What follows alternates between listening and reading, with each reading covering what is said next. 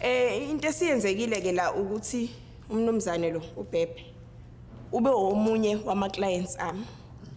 Leli business lami uyakwazi ukuthi ungithole ngocingo noma mhlawumbe uyifikele wena. Kusho ukuthi naye ke ungithole ngocingo. Uthe manje ngithola ngocingo ngezwe nje ukuthi ngisho izwi lakhe uyabona linokuheha imoya yethu inokuxhumana okuthize. Azafike ngempela ke uBhebhe ngempela lapha emsebenzini. Ayike mase ke siyawenza ke lo msebenzi osihlanganisile imoya yethu vele ixhumane ngolunye kohlobo sesiwenza umsebenzi.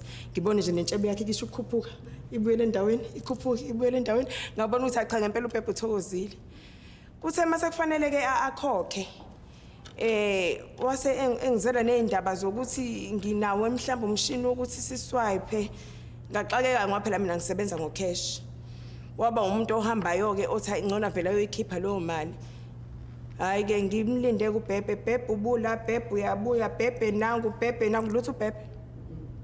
Ngavela ngabona ukuthi phela akakwazi ukuthi umuntu ayitike ngebhizinisi lamahamba ngisho kanjalo sekuyi rape leyo. Hey, yeyizwa ke leyo nto. Yusike ukungenelela lapho njengo advocate. Mangabe ekhuluma ngendaba ye rap umculo enguthanda kakhulu. Ngiyawuthanda umculo we rap ngoba umculo abantu abazi ukuthi uqale eMelika.